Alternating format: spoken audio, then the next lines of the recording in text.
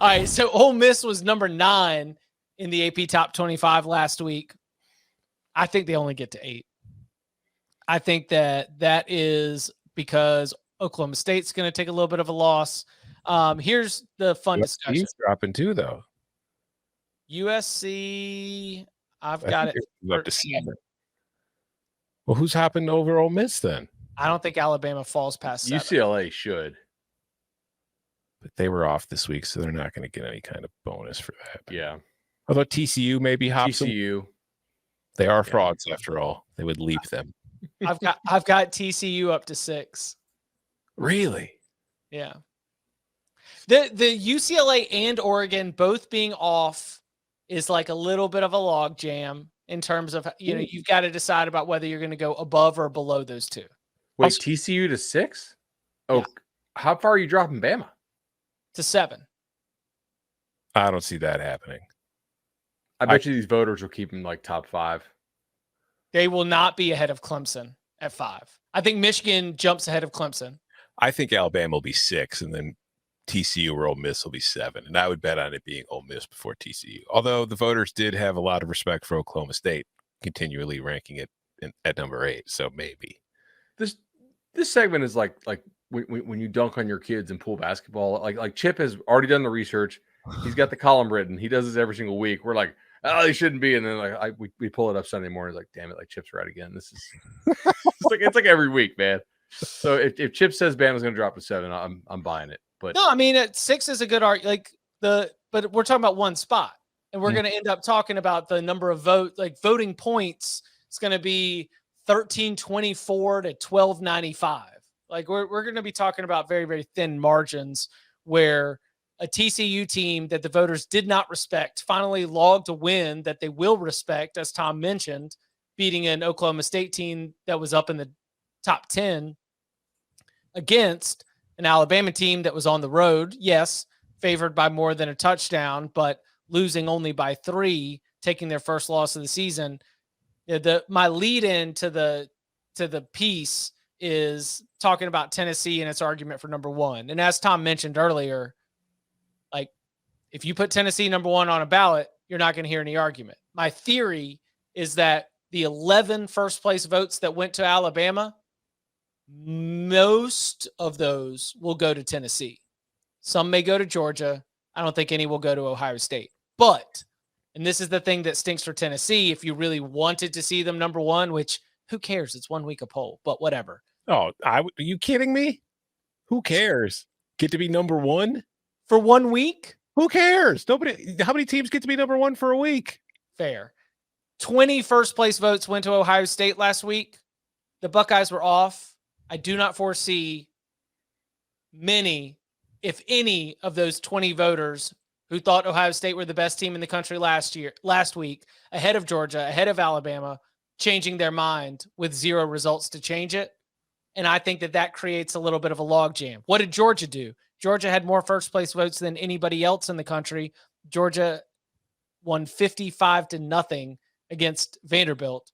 Maybe a few of those Georgia votes do end up trickling over to Tennessee. So Tennessee, will it have first place votes? Yes, absolutely. I do not think it will have enough to get to number 1. I don't even think it'll have enough to get to number 2. I project the Volunteers checking in at number 3. You know what I would be like if showing up on this podcast if Illinois was ranked number 1? You have any idea how insufferable I would be for you to sit there and say, oh, who cares? It's just 1 week and number 1. Who cares? Come on, man. We've got a producer who's a Tennessee fan who's not even here tonight. He is drunk out of his mind. Does he even know where he is? Because no. He's got. Do you give Tennessee more credit now for what they did on the road at LSU? No. That's the other thing. Is like, what's a ranked win? Because nobody else in the country has 4 ranked wins. Tennessee has 4 ranked wins. But what happens if 3 of those teams are no longer ranked? Now, to be fair, all of those 3 teams that are no longer ranked do have winning records. But Pitt, Tennessee, or Pitt, LSU, Florida. And LSU will probably be ranked tomorrow. Florida will not be ranked the rest of the season, though. Fair, I think, right? Although they got the win over Utah. So not with that defense. they're going to lose it. They're going to get killed by Georgia. But Tennessee has the best win of anybody in the country. Yeah. There's not a team in the country that has a better win than what the Vols picked up against Alabama today. Resume voters will put Tennessee number one. Power rankers will put Georgia number one. All right. I agree with you. If I was going to play devil's advocate, which I'm not, I'm just to screw around here for a second. Could you argue that Michigan's win over Penn State due to the dominance factor is bigger? No. Penn State and Alabama are not the same animal. Because we've seen Bama look like vulnerable and win by extremely slim margins twice already, like in the last. Penn State was a 7-win team last year. All right, but I'm going to give you That's 10 true. points in Penn State against Alabama. You want it? Is it like a neutral site? Sure. I'll put it in State College. Shoot, give me 14. No, because I mean, like they. I mean, what would you make? What would you make Bama Tennessee neutral tomorrow? Like Bama 5, Had it about Bama 6, so yeah, probably about 5 or 6. maybe Bama 8. Yeah. It was Bama 10 on a neutral going into this weekend. That seemed like a fairly good number. I mean, Tennessee converted a lot of its fourth downs. They did a really good job. They scored in the red They got zone some for the short most part. fields and cashed in. Yeah, Penn State can't do what Tennessee can do. I agree. Penn State, I don't know what Penn State can do, honestly. They haven't been able to run the ball like for a month now. Yeah. Clemson didn't do anything wrong. I just think Michigan, what it did that was impressive, gets it back to the number 4 spot. Let's see what else is Do you around. think Kansas will be ranked still? Nope. No. I kind of wonder. I think they might be because their losses are to TCU by a touchdown and to Oklahoma by 10. And with everybody else that lost, they might not fall far enough. But there are also vengeful voters who I saw taking victory laps online today because Kansas lost. So Is NC State still ranked? Nope. no.